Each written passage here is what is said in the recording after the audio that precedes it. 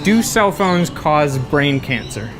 Ooh, that's a good one. I reckon they do, yeah. If you're on them a lot, yes. It can't be good for you. I did decide to stop, putting the phone whilst I'm driving in my groin and start moving it over there in case it's going to cause testicular cancer. My doctor advised me on this. Now, it doesn't seem to make sense that cell phones should cause cancer because the radiation they emit is non-ionizing, which means it doesn't have enough energy to rip electrons off atoms or molecules and destroy DNA. So how would cell phones cause this type of cancer in the... I don't know, mate. That's black magic to me. The radiation from cell phones is almost identical to the radiation inside a microwave. The wavelengths are almost the same, about 15 centimeters long, basically the same size as your phone. All I know is microwaves, they like heat food up and like they fry like living stuff, living organisms. So maybe it would fry your brain. Barbecuing my brain slowly. This led to various internet videos where cell phones were shown popping popcorn or cooking eggs. Now that is obviously impossible because the amount of power in a microwave is over 1,000 times the power of radiation of microwaves emitted from your cell phone. Would you be concerned about living near a cell phone tower? Do you think that's worse than just... Yeah. Literally right next to it, yeah, I'd have concerns about it, definitely. But the truth is this, if you live in an area with better reception, that means your phone has to emit less microwaves in order to transmit to the tower. So you're actually exposed to lower levels of microwave radiation living near a tower than living far from it. However, there have been some scientific studies that show very high level microwaves like those from a mobile phone can cause heat shock proteins to be released inside the body. And it's thought that that could be related to the onset of cancer.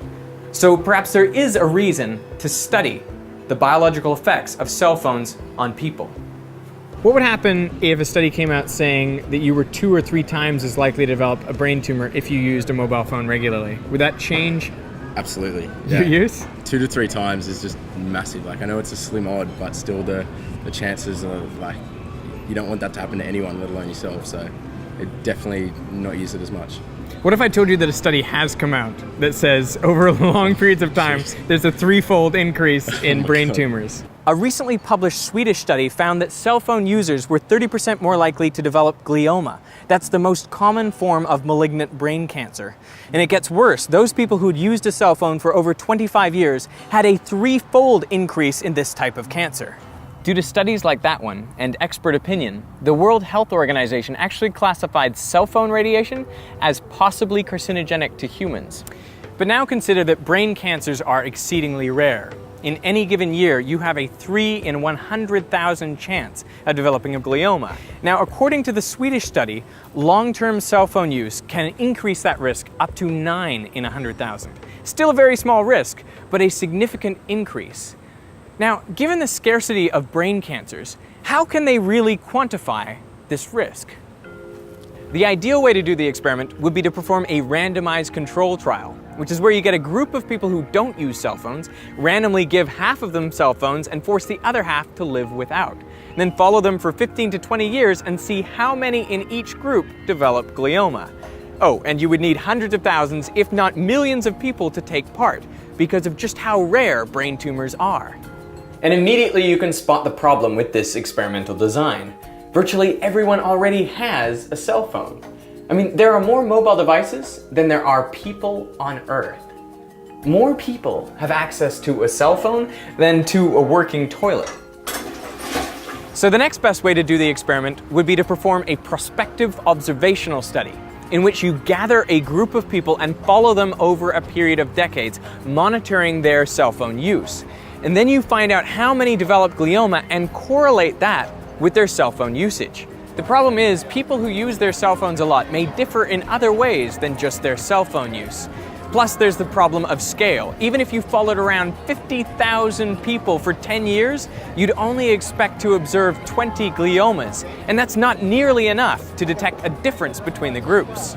So the third way to do the experiment is to perform a case control study, where you collect a group of people who have brain tumors, those are the cases, and you find a demographically very similar group who don't have brain tumors, those are the controls.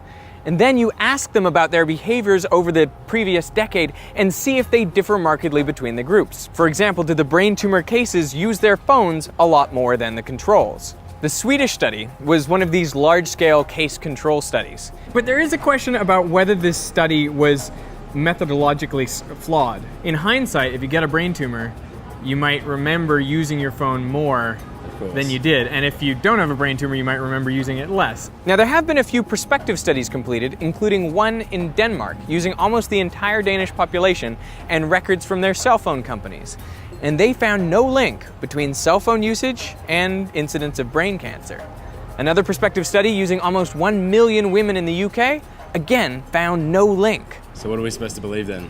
What are we supposed to believe? This is where I think we really need to figure out the right methodology to look at it. And here's the thing, right? Over the last 15 to 20 years, almost everyone has used a mobile phone. Yeah. Mobile phone use has gone way up. Everyone's got one.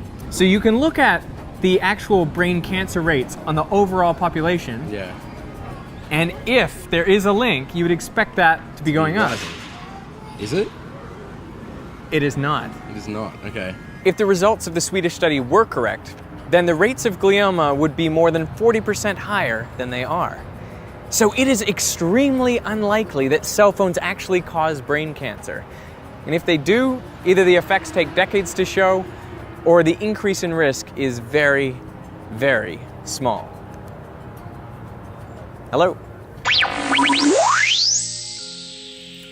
Hey, so if you're looking for more ways to use your smartphone, maybe you should try audiobooks. Audible.com is a leading provider of audiobooks with over 150,000 titles in all areas of literature, including fiction, nonfiction, and periodicals.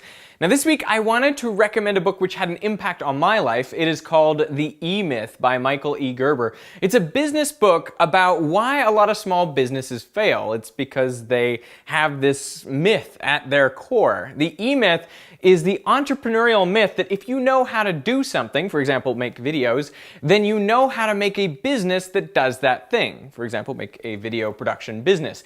That is just not the case. And I think the way that Michael Gerber approaches this subject from the myth forward, very much emulates what I did with my PhD thesis and what I do now on YouTube in the way I teach. And I found it also a very effective way to learn about making my own business. So if you are thinking about starting your own business, then I would highly, highly recommend this book. And in fact, you can download it for free by going to audible.com/Veroorzaken, or you can pick any other book of your choosing for a 1-month free trial. So I really want to thank Audible for supporting me, and I want to thank you for watching.